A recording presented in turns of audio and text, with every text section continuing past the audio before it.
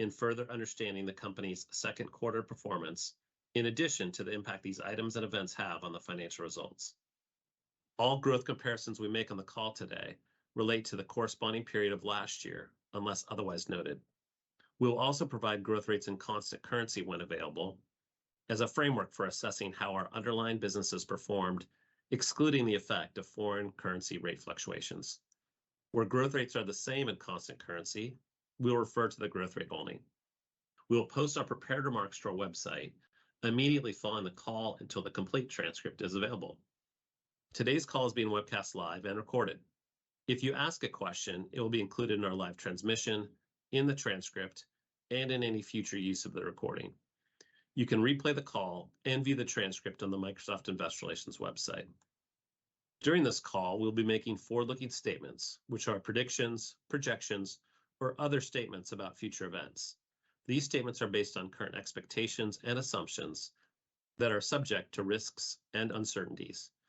Actual results could materially differ because of factors discussed in today's earnings press release, in the comments made during this conference call, and in the risk factors section of our Form 10-K, Forms 10-Q, and other reports and filings with the Securities and Exchange Commission. We do not undertake any duty to update any forward-looking statement. And with that, I'll turn the call over to Satya. Thank you very much, Brett. I want to start with the context I shared with our employees last week on the changing environment and our priorities. As I meet with customers and partners, a few things are increasingly clear. Just as we saw customers accelerate their digital spend during the pandemic, we are now seeing them optimize that spend. Also, organizations are exercising caution given the macroeconomic uncertainty. And the next major wave of computing is being born as we turn the world's most advanced AI models into a new computing platform. In this environment, we remain convicted on three things.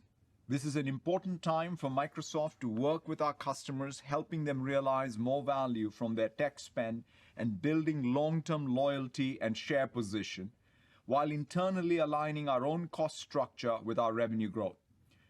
This in turn sets us up to participate in the secular trend where digital spend as a percentage of GDP is only going to increase.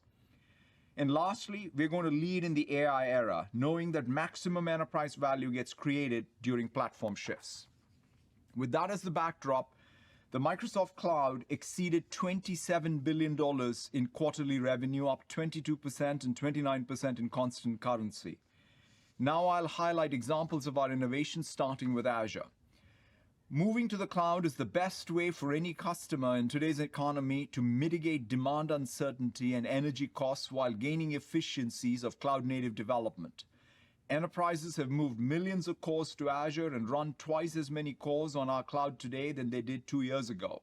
And yet, we're still in the early innings when it comes to long-term cloud opportunity.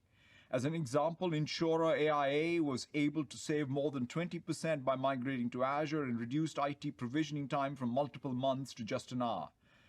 We also continue to lead with hybrid computing with Azure Arc. We now have more than 12,000 Arc customers, double the number a year ago, including companies like Citrix, Northern Trust, and PayPal. Now on to data. Customers continue to choose and implement the Microsoft Intelligent Data Platform over the competition because of its comprehensiveness, integration, and lower cost. Bayer, for example, used the data stack to evaluate results from clinical trials faster and more efficiently while meeting regulatory requirements, and ASOS chose Cosmos DB to power real-time product recommendations and order processing for over 26 million global customers. Now on to AI. The age of AI is upon us, and Microsoft's powering it. We are witnessing nonlinear improvements in capability of foundation models, which we are making available as platforms. And as customers select their cloud providers and invest in new workloads, we are well positioned to capture that opportunity as a leader in AI. We have the most powerful AI supercomputing infrastructure in the cloud. It's being used by customers and partners like OpenAI to train state-of-the-art models and services, including ChatGPT. Just last week, we made our Azure OpenAI service broadly available, and already over 200 customers from KPMG to Al Jazeera are using it. We will soon add support for ChatGPT, enabling customers to use it in their own applications for the first time.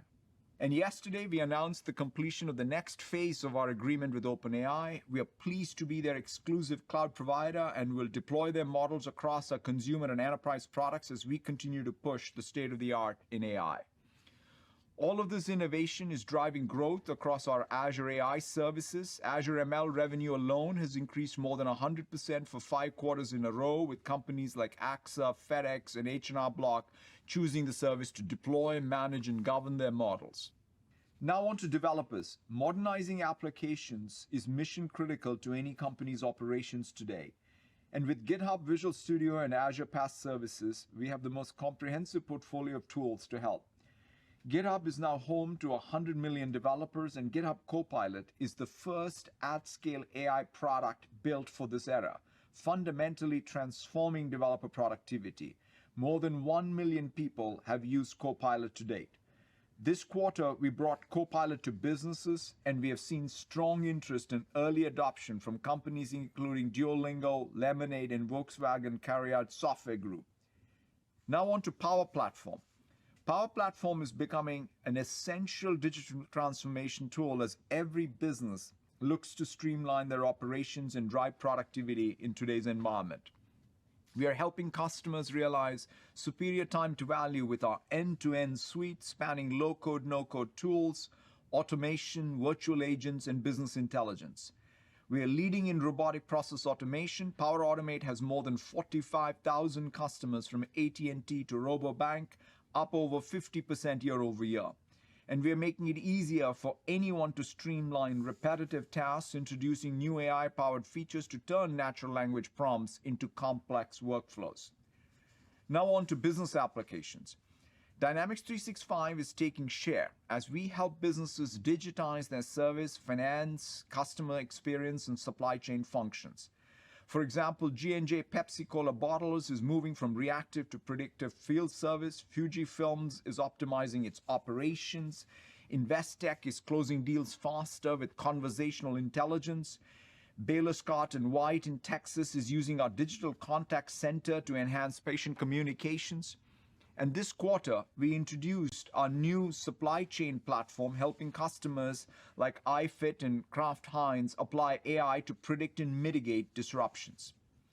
Now on to industry solutions. Our industry and cross-industry clouds are driving pull-through for our entire tech stack. Our cloud for retail was front and center at NRF last week as we introduced new tools to help retailers manage their day-to-day operations and digitize their physical stores.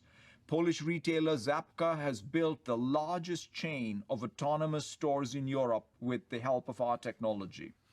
In financial services, our new partnership with London Stock Exchange Group will deliver next generation of data analytics and workspace solutions. And in healthcare, we are rapidly becoming the partner of choice for any provider looking to generate real value from AI. With Nuance DAX ambient intelligence solutions, physicians can reduce documentation time by half, improving the quality of their patient interactions.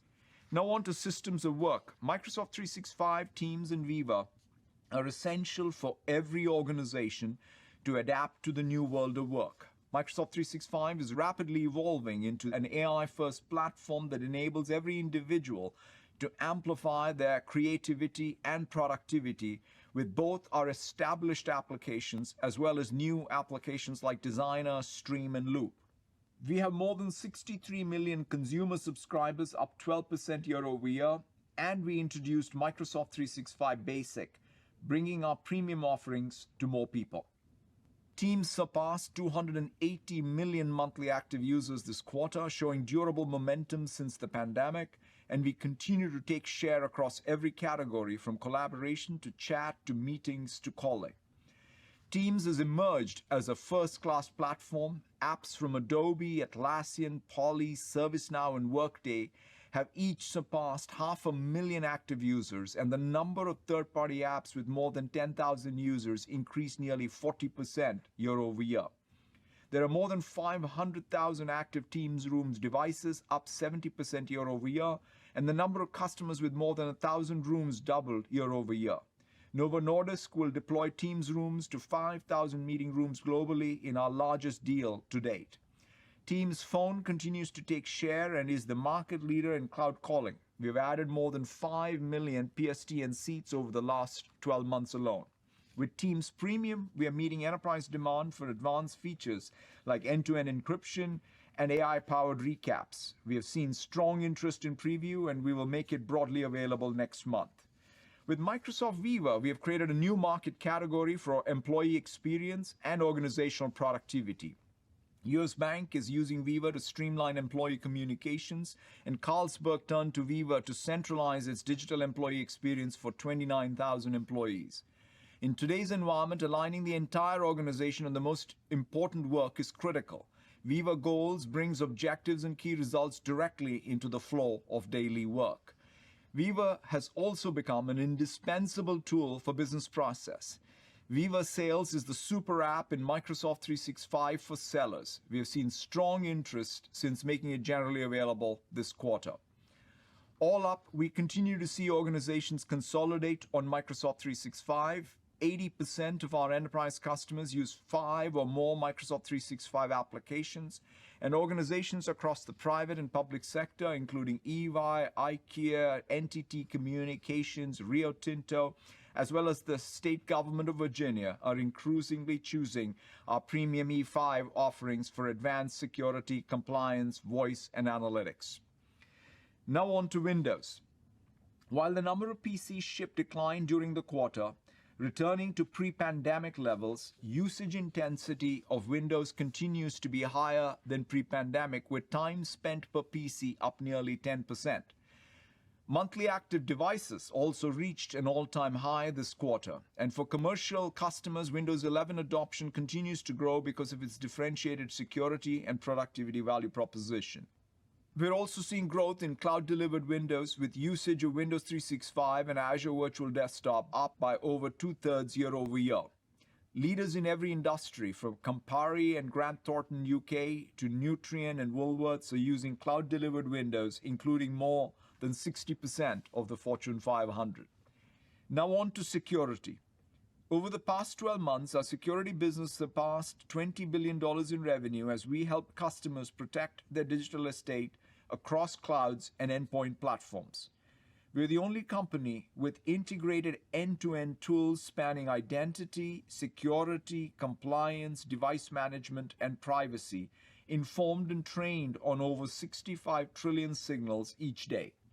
We're taking share across all major categories we serve. Customers are consolidating on our security stack in order to reduce risk, complexity, and cost. The number of organizations with 4 or more workloads increased over 40% year over year. UK retailer Fraser Group, for example, consolidated from 10 security vendors to just Microsoft. Roku moved identity and access management to the cloud with Azure Active Directory.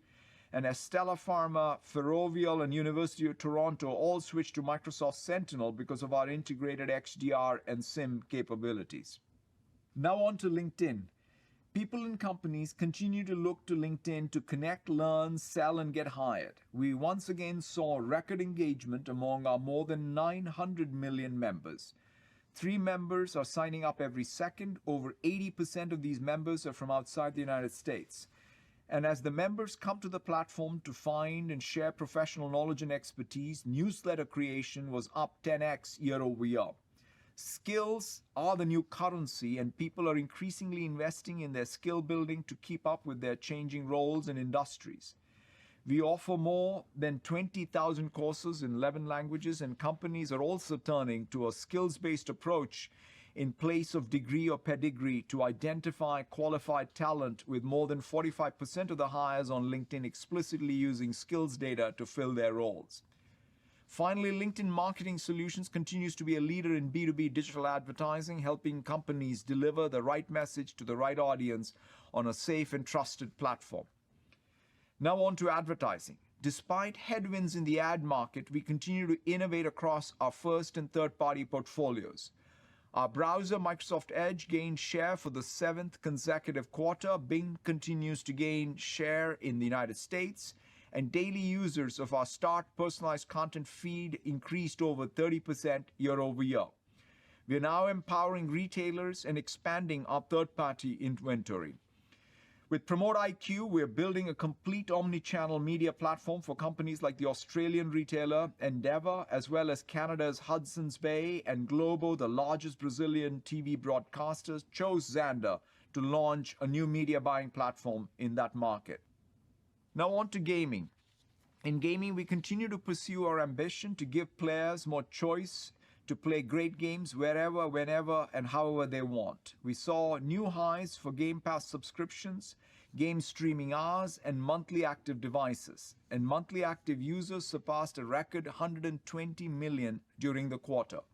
We continue to invest to add value to Game Pass. This quarter, we partnered with Riot Games to make the company's PC and mobile games, along with premium content, available to subscribers. And finally, we are energized by our upcoming lineup of AAA game launches, including exciting new titles from ZeniMax and Xbox Game Studios, and we'll be sharing details and gameplay at our showcase tomorrow. In closing, I want to extend my deepest gratitude to our employees for their continued dedication to our mission, customers, and partners. We will continue to pursue our long-term opportunity and innovation agenda with urgency, while also raising the bar on our operational excellence. With that, I'll hand it over to Amy. Thank you, Satya, and good afternoon, everyone. I'd like to start by reiterating Satya's thoughts on the changing environment and our priorities, which underpin the decisions communicated in last week's announcement. The resulting Q2 charge negatively impacted gross margin by $152 million, operating income by $1.2 billion, and earnings per share by 12 cents. Our second quarter revenue was $52.7 billion, up 2% and 7% in constant currency. When adjusted for the charge, gross margin dollars increased 2% and 8% in constant currency. Operating income decreased 3% and increased 6% in constant currency. And earnings per share was $2.32, which decreased 6% and increased 2% in constant currency. In our consumer business, the PC market was in line with our expectations, but execution challenges impacted our Surface business. Advertising spend declined slightly more than expected, which impacted search and news advertising and LinkedIn marketing solutions. In our commercial business, we delivered strong growth in line with our expectations. However, as you heard from Satya, we are seeing customers exercise caution in this environment, and we saw results weaken through December. We saw moderated consumption growth in Azure and lower than expected growth in new business across the standalone Office 365, EMS, and Windows commercial products that are sold outside the Microsoft 365 suite. From a geographic perspective, we saw strong execution in many regions around the world. However, performance in the US was weaker than expected. Importantly, we continued to see share gains in areas such as data and AI, Dynamics, Teams, security, and Edge. Commercial bookings increased 7% and 4% in constant currency, lower than expected. Consistent execution across our renewal sales motions, including strong recapture rates and growth in Azure commitments on a high prior year comparable, were partially offset by the slowdown in growth of new standalone business noted earlier. Commercial remaining performance obligation increased 29% and 26% in constant currency to $189 billion. Roughly 45% will be recognized in revenue in the next 12 months, up 24% year over year. The remaining portion, which will be recognized beyond the next 12 months, increased 32%. Our annuity mix increased 2 points year over year to 96%. FX decreased total company revenue by 5 points in line with expectations. At a segment level, FX decreased productivity and business processes revenue growth by 6 points, 1 point favorable to expectations. FX impact on intelligent cloud and more personal computing were both in line with expectations. Additionally, FX decreased both COGS and operating expense growth by 2 points, 1 point unfavorable to expectations. Microsoft Cloud revenue was $27.1 billion and grew 22% and 29% in constant currency, ahead of expectations. Microsoft Cloud gross margin percentage increased roughly 2 points year over year to 72%, a point better than expected, driven by lower energy costs. Excluding the impact of the change in accounting estimate for useful lives, Microsoft Cloud gross margin percentage decreased roughly 1 point, primarily driven by sales mix shift to Azure. Company gross margin percentage was 67%. Excluding the impact of the change in accounting estimate, gross margin percentage decreased roughly 2 points, driven by a lower mix of Windows OEM revenue and sales mix shift from licensing to cloud.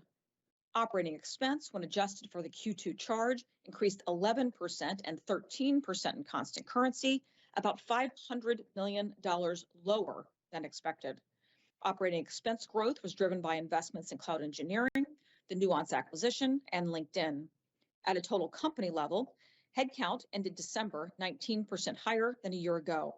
Sequential headcount growth was less than 1%. Year-over-year growth included roughly 6 points from the Nuance and Xandr acquisitions, which closed last Q3 and Q4 respectively. Adjusted for the charge, operating margins decreased roughly 2 points year-over-year to 41%. Excluding the impact of the change in accounting estimate, operating margins declined roughly 4 points, primarily driven by unfavorable FX impact, as well as a lower mix of OEM revenue. Now to our segment results. Revenue from productivity and business processes was $17 billion and grew 7% and 13% constant currency, in line with expectations when excluding the favorable FX impact noted earlier. Office commercial revenue grew 7% and 14% in constant currency. Office 365 commercial revenue increased 11% and 18% in constant currency, slightly better than expected, with healthy renewal execution and ARPU growth as E5 momentum remains strong. Paid Office 365 commercial seats grew 12% year-over-year, with installed base expansion across all workloads and customer segments. Seat growth was driven by our small and medium business and frontline worker offerings, although we saw some impact from the slowdown in growth of new business noted earlier. Office consumer revenue declined 2% and increased 3% in constant currency, with continued momentum in Microsoft 365 subscriptions, which grew 12% to 63.2 million, partially offset by declines in our transactional business. LinkedIn revenue increased 10% and 14% in constant currency, driven by growth in talent solutions, partially offset by weakness in marketing solutions from the advertising trends noted earlier. Dynamics revenue grew 13% and 20% in constant currency, driven by Dynamics 365, which grew 21% and 29% in constant currency. Segment gross margin dollars increased 8% and 16% in constant currency, and gross margin percentage increased roughly 1 point year-over-year. Excluding the impact of the change in accounting estimate, gross margin percentage decreased slightly, driven by sales mix shift to cloud offerings. Operating expense increased 12% and 14% in constant currency, including roughly 5 points from the Q2 charge. Operating income increased 6% and 17% in constant currency, as the 3 points of favorable impact due to the change in accounting estimate were offset by 3 points of unfavorable impact from the Q2 charge noted earlier. Next, the Intelligent Cloud segment. Revenue was $21.5 billion, increasing 18% and 24% in constant currency, in line with expectations. Overall, server products and cloud services revenue increased 20% and 26% in constant currency. Azure and other cloud services revenue grew 31% and 38% in constant currency. As noted earlier, growth continued to moderate, particularly in December, and we exited the quarter with Azure constant currency growth in the mid-30s. In our per-user business, the enterprise mobility and security installed base grew 16% to over 241 million seats, with impact from the slowdown and growth of new business noted earlier. In our on-premises server business, revenue decreased 2% and increased 2% in constant currency, with continued hybrid demand offset by weakness in transactional licensing. Enterprise services revenue grew 2% and 7% in constant currency. Segment gross margin dollars increased 17% and 23% in constant currency, and gross margin percentage decreased slightly. Excluding the impact of the change in accounting estimate, gross margin percentage declined roughly 3 points, driven by sales mix shift to Azure and higher energy cost. Operating expenses increased 34% and 37% in constant currency, including roughly 13 points of impact from the Q2 charge noted earlier, and roughly 7 points of impact from the Nuance acquisition. Operating income grew 7% and 15% in constant currency, as roughly 7 points of favorable impact of the change in accounting estimate was offset by approximately 7 points of unfavorable impact from the Q2 charge. Now to more personal computing. Revenue was $14.2 billion, decreasing 19% and 16% in constant currency, below expectations, driven by Surface, Windows Commercial, and Search.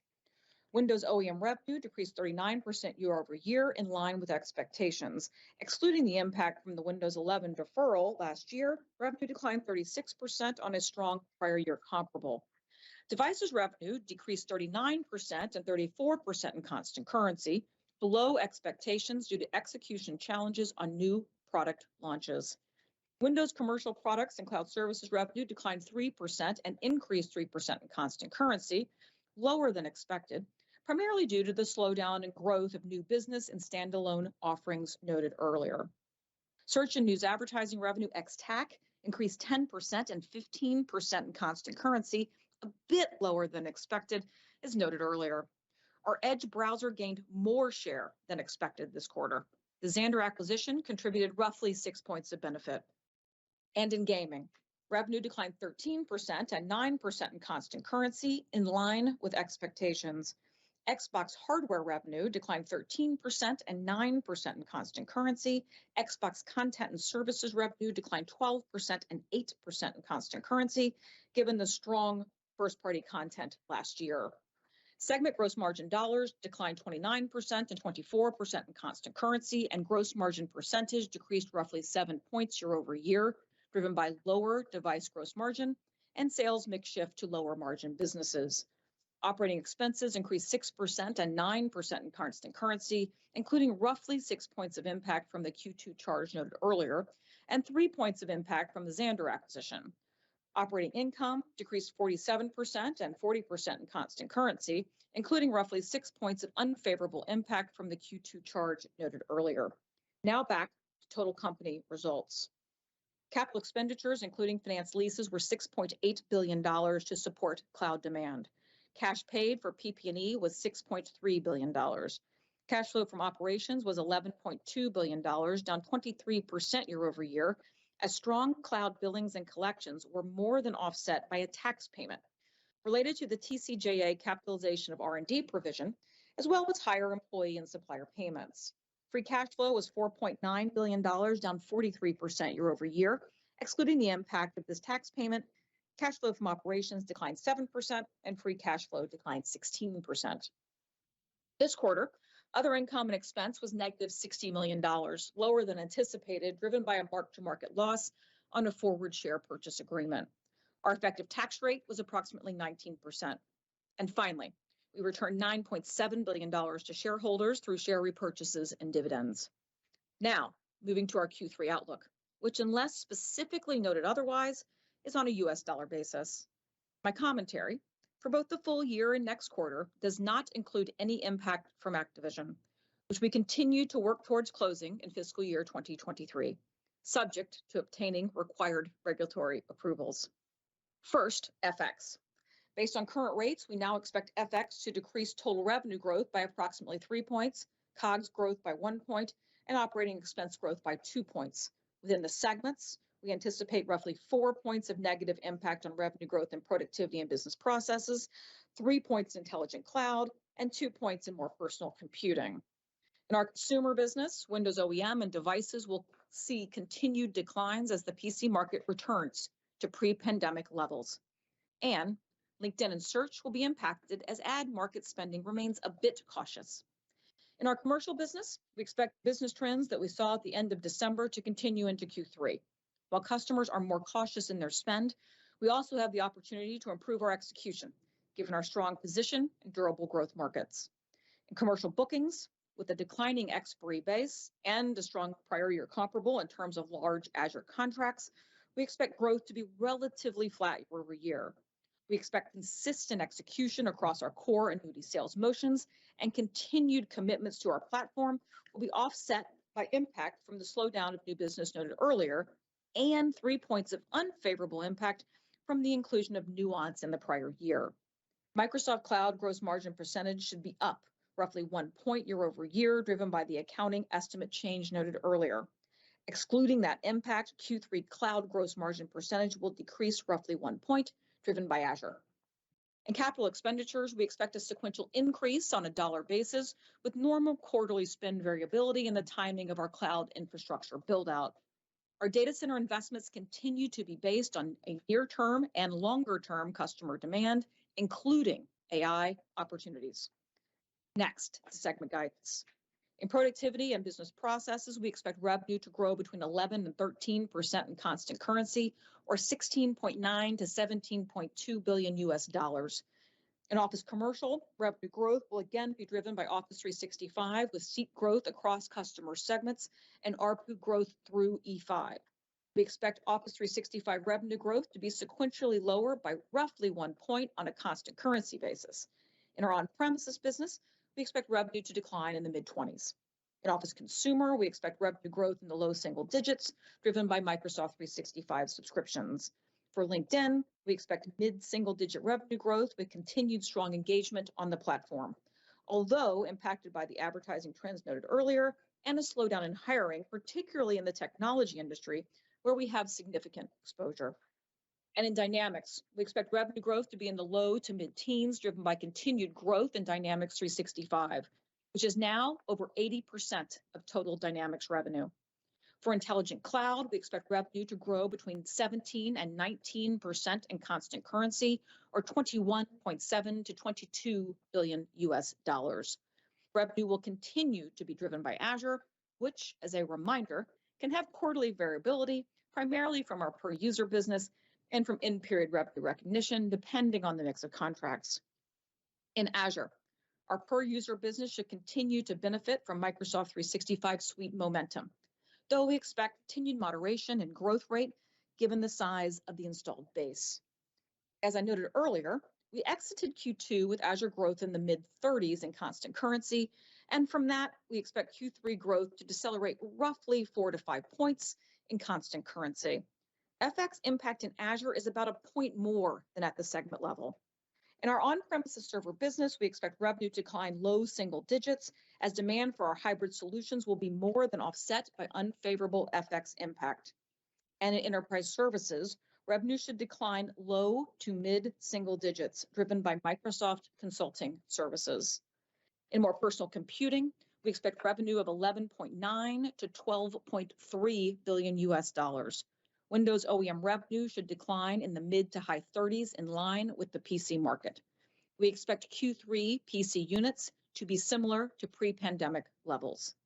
In devices, revenue should decline in the mid-40s as we work through the execution challenges noted earlier. In Windows commercial products and cloud services on a strong prior year comparable, revenue should be relatively flat as customer demand for Microsoft 365 and our advanced security solutions will be partially offset by the slowdown in new business noted earlier. Search and news advertising ex-TAC should grow high single digits, roughly 7 points faster than overall search and news advertising revenue, driven by continued volume strength, supported by Edge browser share gains and the inclusion of Xandr. And in gaming, on a prior year comparable that benefited from increased console supply, we expect revenue to decline in the high single digits. We expect Xbox content and services revenue to decline in the low single digits as growth in Xbox Game Pass subscriptions will be more than offset by lower monetization per hour in third-party and first-party content. Now back to company guidance. We expect COGS to grow between 1 and 2% in constant currency, or to be between 15.65 and 15.85 billion US dollars, and operating expense to grow between 11 and 12% constant currency, or be 14.7 to 14.8 billion US dollars. Other income and expense should be roughly $200 million as interest income is expected to more than offset interest expense. As a reminder, we are required to recognize mark-to-market gains and losses on our equity portfolio, which can increase quarterly volatility. We expect our Q3 effective tax rate to be between 19 and 20%. And finally, as a reminder for Q3 cash flow, we expect to make a $1.2 billion cash tax payment related to the TCJA capitalization of R&D provision. Now, some thoughts on H2 and the full year. First, in our commercial business, revenue grew 20% on a constant currency basis in H1. However, we now expect to see a deceleration in H2, given how we exited December. Next, higher energy costs for the full year are now expected to be $500 million compared to our previous estimate of $800 million. Third, as we continue to prioritize our investments and anniversary the Nuance and Xandr acquisitions, our Q4 operating expense growth should be in the low single digits in constant currency. Finally, we remain committed to operational excellence, aligning cost and growth, investing in our customers' success, and leading the AI platform wave. As a result, when excluding the Q2 charge and favorable impact from the change in accounting estimate, we expect full year operating margins to be down roughly 1 point in constant currency and roughly 2 points in USD, even with the headwinds from materially lower OEM revenue and higher energy cost. In the first half of the year, over 70% of our revenue came from our commercial business, and over 70% of that from Microsoft Cloud. We have a resilient foundation and durable growth markets where we are gaining share. I'm confident in the ability of our Microsoft team to manage the near term by continuing to position ourselves for the future. With that, let's go to Q&A. Brett. Thanks, Amy. We'll now move over to the Q&A. Out of respect for others on the call, we request that participants please only ask one question. Joe, can you please repeat your instructions? Ladies and gentlemen, at this time we will be conducting a question and answer session. If you would like to ask a question, please press star 1 on your telephone keypad, and a confirmation tone will indicate your line is in the question queue. You may press star 2 if you would like to remove your question from the queue. For participants using speaker equipment, it may be necessary to pick up your handset before pressing the star keys. One moment, please, while we poll for questions.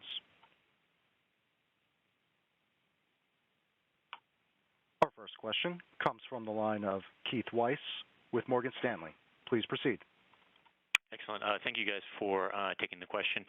I was hoping we could delve into the expansion of the investment into OpenAI. Satya, I was hoping you could talk to us about, is there any expansion in the scope of what you guys are doing with OpenAI and the commitment that you guys are making in terms of sort of the compute capacity you're going to be giving to them? And then maybe as from an investor's perspective, how should we think about when this functionality is going to become expand beyond just sort of the Azure OpenAI services, and where we're going to start to see some of the positive impacts to perhaps Bing or the productivity suite or more broadly across the solution portfolio? Thank you so much, Keith, for the question. So, as you know, we started the OpenAI partnership, now in 3 years, 3.5 years ago, and we've been actually working very hard on a lot of elements of this partnership over the last 3 years. And so I think the way for our investors to see this is we fundamentally believe that the next big platform wave, as I said, is going to be AI. And we strongly also believe a lot of the enterprise value gets created by just being able to catch these waves and then have those waves impact every part of our tech stack and also create new solutions and new opportunities. So whenever we think about platform opportunities and platform shift opportunities, that's how we come at it. How can we essentially ride the wave for everything that we have today and make it more expansive? And then what new can we create? So if you take that lens, the core of Azure, or what is considered cloud computing, fundamentally changes in its nature and how compute, storage, and network come together. That's in some sense under the radar, if you will. For the last 3.5, 4 years, we've been working very, very hard to build both the training supercomputers and now, of course, the inference infrastructure. Because once you use AI inside of your applications, it goes from just being training heavy to inference. So that's sort of, I think, core Azure itself is being transformed, but the core infrastructure business is being transformed. And so you can see us, with data beyond Azure OpenAI services. Even think about what Synapse plus OpenAI APIs can do. We already have in Power Platform incorporated capability. You can prompt a workflow. I mean, one of the reasons why we're the leaders in robotic process automation and workflow automation today is because of some of the AI capabilities that we have in there. GitHub Copilot is, in fact, you would say, the most at-scale LLM-based product out there in the marketplace today. And so we fully expect us to sort of incorporate AI in every layer of the stack, whether it's in productivity, whether it's in our consumer services. And so we're excited about it. But I think that we're also excited about OpenAI's own innovation, right? So they commercialize their products. We're excited about the ChatGPT being built on Azure and having the traction it has. So we look to, both there's an investment part to it and there's a commercial partnership, but fundamentally it's going to be something that's going to drive, I think, innovation and competitive differentiation in every one of the Microsoft solutions by leading in AI. Outstanding. Thank you, guys. Thanks, Keith. Joe, next question, please. Our next question comes from the line of Brent Thill with Jefferies. Please proceed. Thanks. Satya, can you give us your overall macro view? There were some comments you had made that concerned, I think, many about the state of the U.S. Spending environment. I'm just curious if you could comment and follow up on what you're seeing there just from a spend environment throughout the year. I think many came away with that perceiving that you were saying it's getting worse, not better. Can you just give us a little more color on that? Thank you. No, thank you, Brenton. First of all, I was making a comment which was sort of a global comment, not just a specific U.S. comment. I mean, I always sort of subscribe to that there's only one law of gravity that I think all of us are subject to, which is inflation-adjusted economic growth in the world. And then how many times that do we grow? Because as I said, even in my comments, Brent, I fundamentally believe, tech as a percentage of GDP is going to be much higher. And on a secular basis. So the question is, how many times is it given the overall inflation-adjusted economic growth? So that's kind of how I look at it. Given that, I think the two things that we see, we commented on that even in the last quarter, and it's even in the outlook, which is the thing that customers are doing is what they accelerated during the pandemic. They're making sure that they're getting most value out of it or optimizing it. And then also being a bit more cautious on given the macroeconomic headwinds out there in the market. So given those two things, the point is the optimizations will end. In fact, the money that they save in any optimization of any workload is what they'll plow into workloads. And those workloads will start ramping up. And so one of the key things we are watching for, Brent, is to make sure that we are gaining share in this phase through our value propositions, and even build loyalty with our customers, so that long term we are well positioned for share gains. So that's sort of fundamentally how we view it. And then the other aspect I'd also say is simultaneously investing in this new AI trend, because I don't think any application start that happens next is going to look like the application starts of 2019 or 2020. They're all going to have considerations around how is my AI inference performance, cost, models going to look like. And that's where we are well positioned again. So that's how I view it. The market, you all are better readers of, quite frankly, what's happening out there. We can tell you what we see. What we see is optimization and some cautious approach to new workloads that will cycle through. But we do fundamentally believe on a long-term basis, as a percentage of GDP, tech spend is going to go up. Thank you. Thanks, Brent. Joe, next question, please. Our next question comes from the line of Mark Moerdler with Bernstein. Please proceed. Thank you very much. I'd like to follow up a little bit on this question relating to optimization. I know we saw some slowing this quarter. You're guiding to some slowing next quarter in cloud and Azure. How much of that do you believe at this point is truly people optimizing what they've already bought and stepping back before that, versus how much of that is due to macro factors themselves specifically impacting demand? I'd say two things, and then Amy, please feel free to add. One is, it absolutely starts with workloads that they have at scale, just because of the visibility one has on what's driving essentially the consumption meters. And there's real guidance that we ourselves emit in the product to say, here are the things that you could do to optimize your billing. And so that's sort of what is the fundamental thing. When we say do more with less and how can we help, that's sort of the first place customers go to. And then the next piece really, I think, is going to be about how do they take the optimization that they get and the savings they get in one workload and what new project starts. And that's when I think there's reprioritization. When should we start the new project? Those are the two things that are happening simultaneously. They don't perfectly match, but one of the things is they're looking to bank some savings on some workloads and then start. So that's where I think a little bit of what has to happen is a cycle time where the optimization cycle finishes, the projects start, and then the projects ramp. And I think that's what, at least on the cloud consumption side, you're seeing. And on the per user side, it's slightly different, which is in per user also, there was real acceleration in terms of purchases of per user licenses, whether it is for knowledge workers or frontline workers.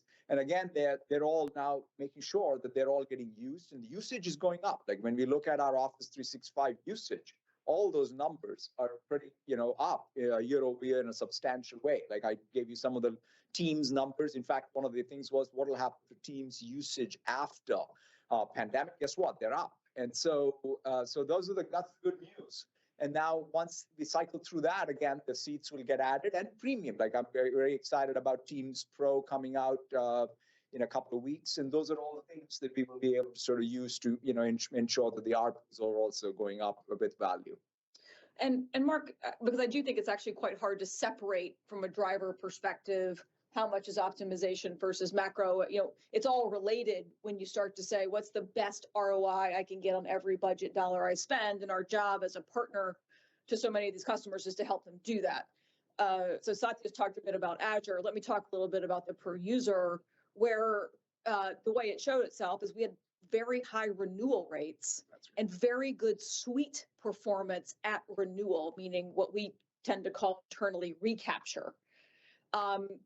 While we had some more challenges on maybe a standalone sale of a new product, where the cycle's going to be a little longer, right? You're going to have to show that cost savings. But the suite sale, the value in that showed itself in terms of strong E5. You can see the ARPU growth, and you can see the consistency potentially in both renewal rate and in, frankly, the Microsoft 365 performance. Perfect. Thank you very much. Thanks, I Mark. appreciate it. Yeah, thanks, Mark. Joe, next question, please. Our next question comes from the line of Kash Rangan with Goldman Sachs. Please proceed. Thank you very much. Satya, I'm curious if you could talk about how long the cycle time for optimization lasts. Are we talking a couple of quarters, few quarters, or multiple years? Because I do take your comment about tech spending as a percentage of global GDP going higher. So if that were to happen, how do you frame the duration of this optimization that's happening in the industry? Thank you so much. Yeah, I mean, I think that you have a workload, you optimize the workload, and you start a new workload. So the thing that I would say is when you're done with optimizing a workload is when you are done with the cycle. So I think if you sort of say, when did we enter this, we accelerated a bunch of workloads during the pandemic over a period of 2 years. So we're optimizing. I don't think we're going to take 2 years to optimize, but we're going to take this year to optimize. And then as we optimize, the new projects start. And the new project starts don't start instantly at their peak usage. They start and then they scale. And so those are the two cycles that'll happen where there will be a time lag. Got it. So it's a temporary adjustment before we start to get the full effect of the next set of workloads. Good to get that. That's correct. Thank you. That's correct. Thank you. Thanks, Kash. Joe, next question, please. The next question comes from the line of Karl Keirstead with UBS. Please proceed. Thank you. This one for Amy. Amy, given the obviously tough environment, it sounds like reaching that full fiscal year 20% constant currency commercial revs guide would be tough. Is that also true for the soft guidance for 10% plus total revenue growth for the year? And if I could just sneak in a clarification, Amy, just because it's an important metric. When you talk about a 4 to 5 point decel in Azure, that's off of the 38% reported for December, right? Not off the 35 exit rate. Thank you. It's off, Carl, let me just, the first half of your question, give me a second on the second half of your question, which is the guide off the exit rate? It's off the exit rate on Azure of 4 to 5 points, just to make sure that is clear. In terms of thinking about total year revenue, you're right, I did not comment on full year revenue as we continue, I think, really just to watch the Windows PC market as it returns to pre-pandemic levels. Outside of that, as you can see, the trends are relatively consistent. So in some ways, it's important because when you look at the operating income margin guidance that I talked about, the fact that we're guiding to really only 1 point of margin deceleration for the year on a constant currency basis, with probably over $2 billion of headwind from the OEM business from what we had anticipated heading into the year. The focus on margins, the focus on prioritization, the focus on putting our investments into where we know they have high return. I actually feel quite good about the place that puts us in as we exit the year in terms of, and the right energy, right? We're leaving the year in Q4 on leverage. Got it. Super helpful. Thanks, Amy. Thanks, Carl. Joe, next question, please. Our next question comes from the line of Brad Zelnick with Deutsche Bank. Please proceed. Great. Thanks very much. Amy, I wanted to ask about the expense actions that you announced last week. Obviously not a decision that you would take lightly. How are you thinking about headcount for the remainder of the year and the possibility for further expense actions if necessary? And what criteria do you consider in making these decisions? Thanks. Brad, listen, thanks for that question. Obviously, as we think about the Q4 guidance around low single-digit operating expense growth, we start to, as you know, sort of lap certain real acceleration points that we had last year, and we lapped the acquisitions, both of Nuance and of Xandr. So by the time that we get to the end of Q4, you'll see very moderated headcount growth on a year-over-year basis, in addition to some of the prioritization decisions we've made. And you're right, we take decisions like the one we had to make to get our cost structure more in line with revenue just incredibly seriously, because we have lots of very talented people who were impacted by that. And so I do think that we feel confident in that exit rate. And as I said, it'll certainly imply that year-over-year growth as we lap some of the investment that we made will be quite small. Thanks for the color. Thanks, Brad. Joe, next question, please. Our next question comes from the line of Brad Reback with Stifel. Please proceed. Great. Thanks very much. On Office 365 commercial, with you guys approaching 400 million seats and the E5 business really starting to accelerate here on that consolidated sort of expense ROI that you're putting forth, should we think about the growth there more evenly balanced between seats and ARPU going forward, or still to continue to favor seats? Thanks. Yeah, that's a good question, especially because this quarter you started to see a little bit more of that ARPU influence. And as you might have gathered from your question, and I'll just reinforce it, as we see some of these moderating seat growth, whether that's some of the new SKU weakness that we had talked about, some of the standalone stuff, you're starting to also see E5 ARPU happen at the same time. So it does create some stability in that Office 365 commercial revenue number. So we're seeing, still good seat growth, still growth across all workloads. And, as you're pointing out, we're getting further into the E5 health, where we've seen, I want to say, 4 or 5 really good quarters of E5 adoption. The value there is just very high. for customers in this environment between analytics, security, and I think, we've given some, I think, good security data points in terms of adoption and voice. This is a place where customers can save money by moving to this suite. And I do think you're starting to see some of that ARPU help. And we're also That's great. investing in outside of Microsoft 365 in other per user workloads. Viva being a new suite, Power Platform on its own, and even standalone offers like even Teams Pro and what have you. So there's a significant amount of work we want to do besides the sort of the suites that we all sort of have at scale. Great. Thanks, Thank Brad. you very much. Joe, we have time for one last question. Our next question comes from the line of Tyler Radke with Citi. Please proceed. Yes, thanks for taking the question. I wanted to ask just about how your visibility has changed in terms of some of the larger Azure customer ramps. Could you just comment on, to the extent those large customer ramps or if any of those projects are getting put on pause? And then is there any way to just kind of quantify the AI potential contribution or maybe GPU-powered contribution to Azure that you're expecting over the coming quarters? Thank you.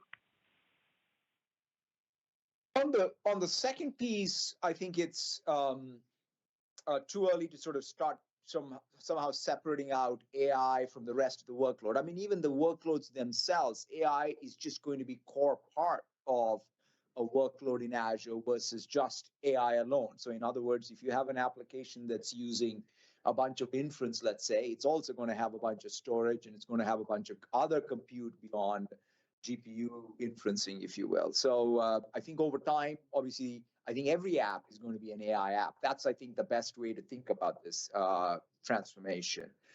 On your characterization of the large customers, whether there is any changes in their trajectory, I would say I would point back to, I think, some of the commentary around every large customer is looking to optimize the workloads that they have at scale today and plow some of that money back that they save into new project start. So that's sort of what the classic pattern of large customers is. Sometimes you have ISVs who are different, right? So if an ISV is optimizing, they optimize and say, what is the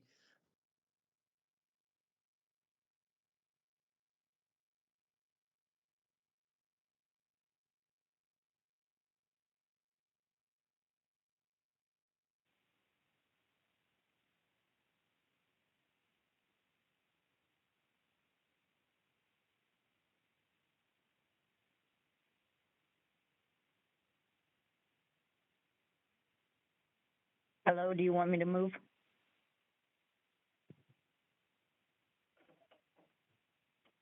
Hello. Hello, do you want me to use the backup? Hello.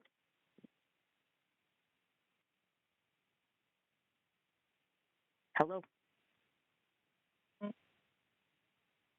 Ladies and gentlemen, please stand by.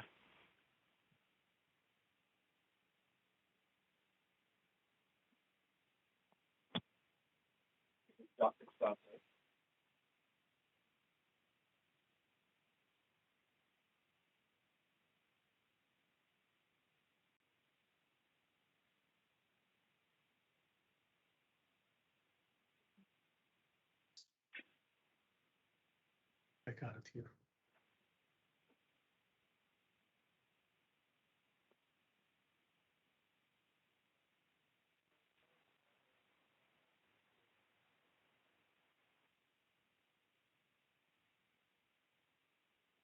Please resume on phone 2.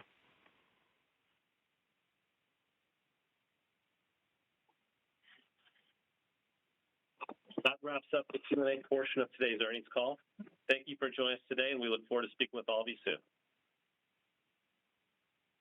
Ladies and gentlemen, this concludes today's conference. You may disconnect your lines at this time. Thank you for your participation.